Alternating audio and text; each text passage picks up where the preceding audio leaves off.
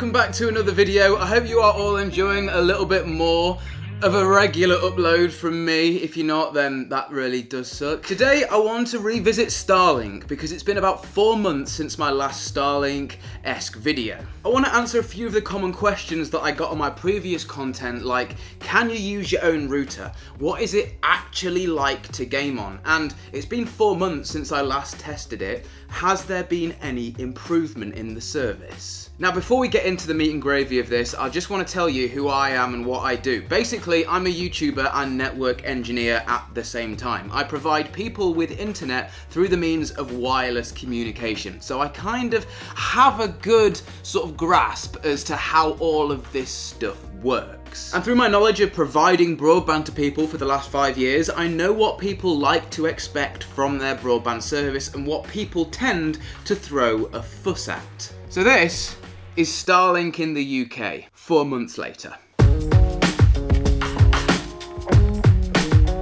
So let's jump straight into this and explain the current Starlink setup. Recently, I treated myself to a brand new gaming laptop. So before, it was hard for me to take this Starlink out of my house remotely and test out gaming performance. But now with my new gaming laptop, that's something we'll do in this video. But this is the setup that I've got at home. I drilled this cable outside, right? That comes outside to here, connects into the Starlink dish cable, which goes in here. There's a big coil under there, and then voila.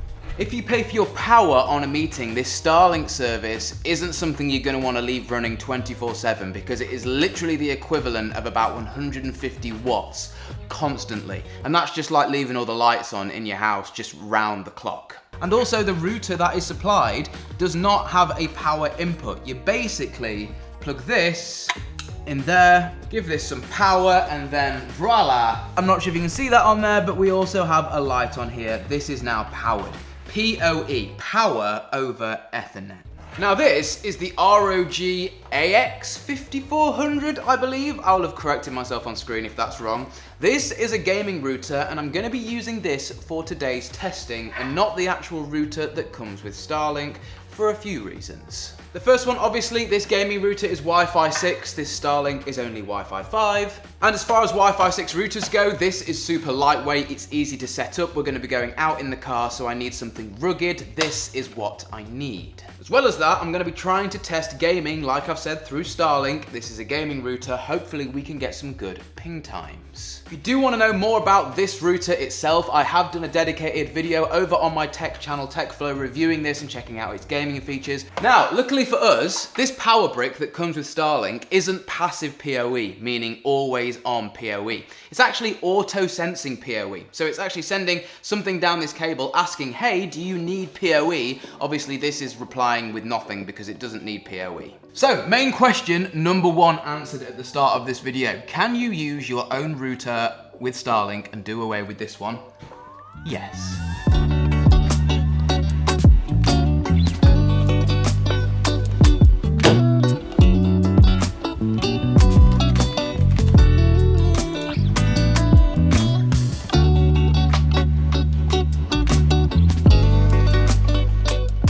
Okay, so before we go out in the car into a field in the middle of nowhere to test Starlink, we need to set some baseline figures to set some expectations. Now, I've just done a speed test on a website called NPerf. I'll leave the link to NPerf down below. Now, this is a speed test of the broadband that I have coming to this house, which is a fiber to the property connection. The fiber literally comes right into my house. As you can see, 309 down, 51 up, and 10 ping.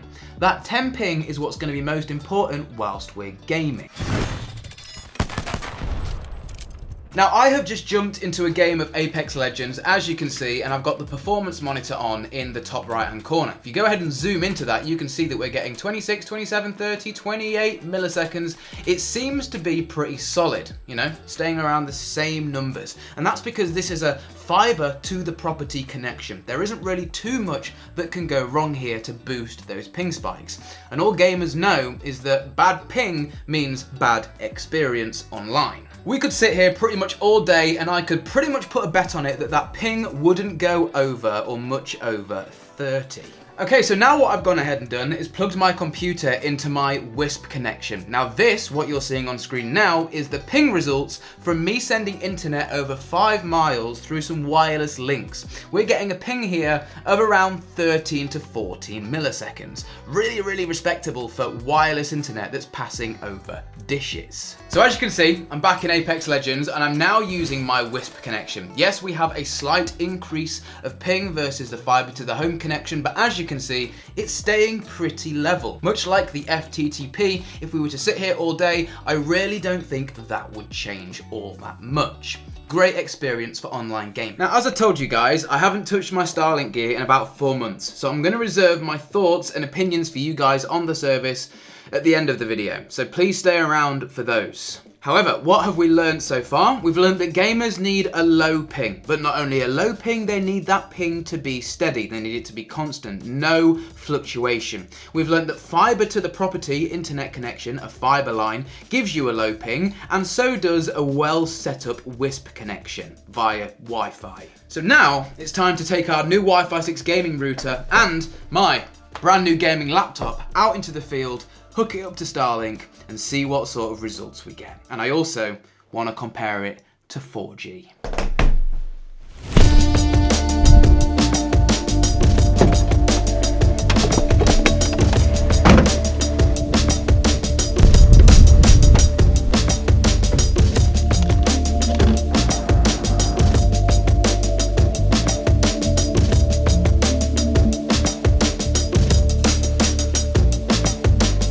Okay, here we are.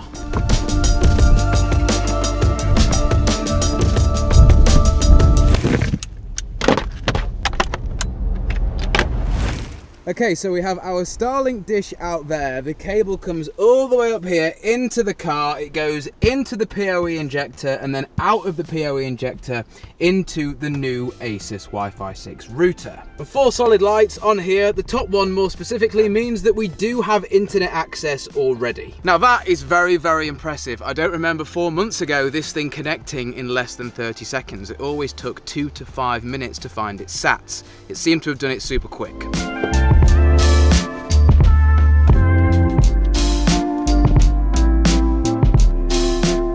I'm not gonna lie, I am a little bit excited. First Starlink speed test in 4 months. I'm connected to the Wi-Fi 6 network that our Asus gaming router is giving off. Let's just do this. Let's see what we can get. Ready? Start test. Okay, we've shot straight past 100 and we are on 130. It's going down, it's back up again, 150.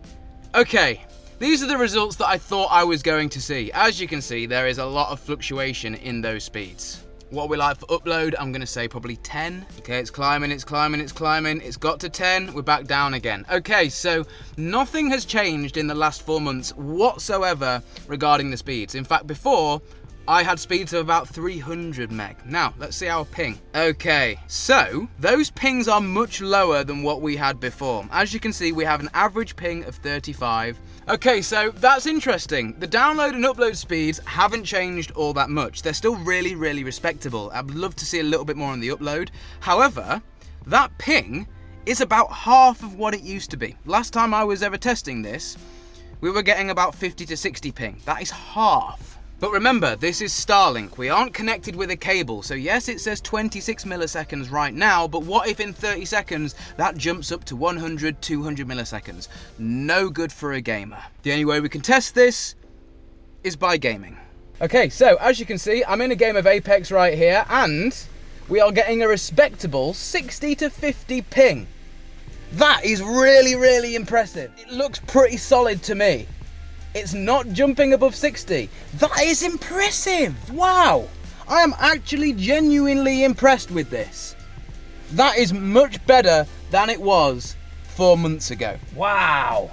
If you're worried about being able to game on Starlink, I wouldn't say it's at a competitive level yet, and I would also say and add to that it never will be because of physics.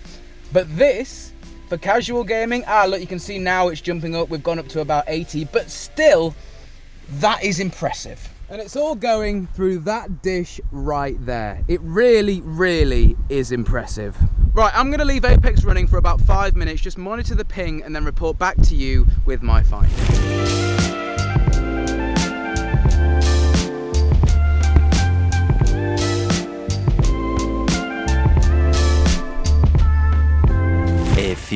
moments later. Okay, so I've been watching the ping for about 7 minutes here in Apex. The highest I've seen it go is 80, but it's staying around 50 to 60, which is really, really respectable.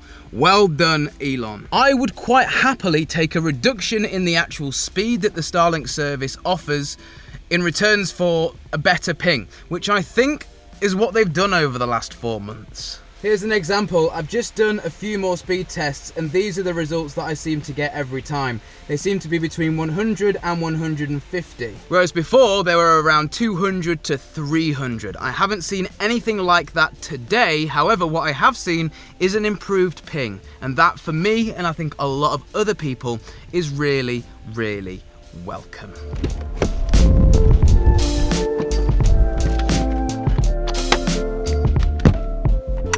So now for my next test. In here we have a 4G SIM card, and it currently has a full 4G signal. Connected the 4G modem into the Asus Wi-Fi 6 router.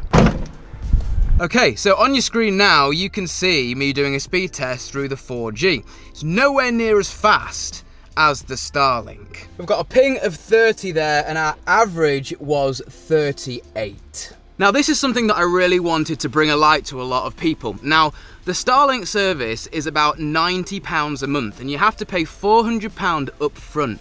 A lot of people just plain and simply cannot afford that, and I think the internet should be available for everybody, everywhere, for a fairly decent price. Now, if you look at the ping monitor on Apex, we are getting a lower ping here than what we got on Starlink. I mean, heck, the ping here on the 4G is comparable to that we got when we were testing the wireless network back at the house. So it really is quite an interesting comparison, and I wanted to bring that to light because here in the UK you can pick up an unlimited 4G SIM card for no more than £40 a month. That's less than half of the monthly cost of Starlink, plus you don't have to shell out £400 for the kit to start with. And on top of that, I know people that ordered Starlink here in the UK the same time I did, and they still haven't received any updates on their order or anything. 4G is widely available all over in the UK, even in places where the broadband is awful. So just go on a 4G map and just see where you are and just weigh up your options. Maybe Starlink isn't the best choice. I just wanted to let you guys know. Okay, so I am all back home now, and I think it would be now a good time to compare all of the results from the 4 internet connections that we have taken today. So we'll start out by diving into the ping results, because obviously this video is specifically about gaming on Starlink. Now, as you can see, over the 4 results, the Starlink ping is the worst, coming in at an average of about 57 milliseconds. Now, it's really interesting that I did the 4G ping, because as you can see, it is actually a lower ping by quite a substantial amount. And even when I was playing the game, I saw the 4G ping go down to sometimes 30 milliseconds, almost beating the WISP ping, which is interesting to see.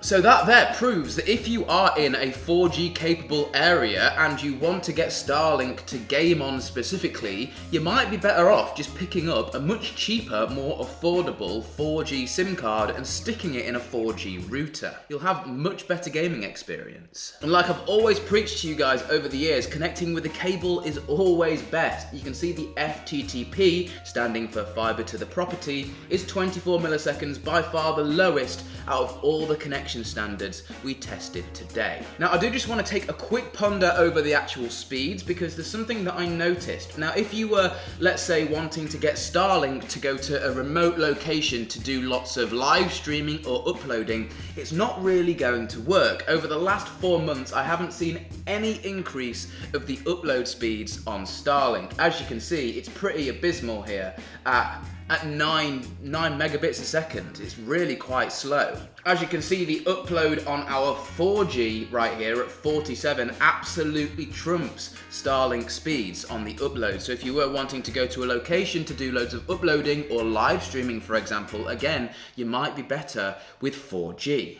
Now, I think it's important to close out this video with a few of my personal thoughts. Now, I have seen a decrease in the download speed from Starlink from me testing it over 4 months ago, but we've seen a better ping. So I'm not sure if Starlink are thinking to themselves, right, okay, let's try and tone down the download speeds a little bit in order to keep that ping a little bit more steady. For gamers and people that want to do responsive application work, that will be really, really beneficial. But like I said, back 4 months ago, Starlink is limited by physics. The dish is on the ground and the satellite 550 kilometers away from the Earth, which is absolutely crazy. If you're thinking about a 4G SIM card and a 4G tower, that's going to be no more than a mile. So there you guys have it. I hope you've learned something today about internet stuff. It's literally, I literally breathe this stuff. Like, this is what I do day in, day out for my job, is looking at internet and improving people's connections. So it's really interesting to see all of this stuff side by side. And to be honest,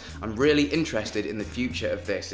There will be a day maybe where the satellites are low enough for satellite internet to, well, give you lower pings basically. If they were around 20, I mean, Jesus, everybody would have it. But there you guys have it anyway. My name's been Alex. This has been a little bit of a deep dive into Starlink internet, and yeah, I'll see you in the next one, guys. Peace.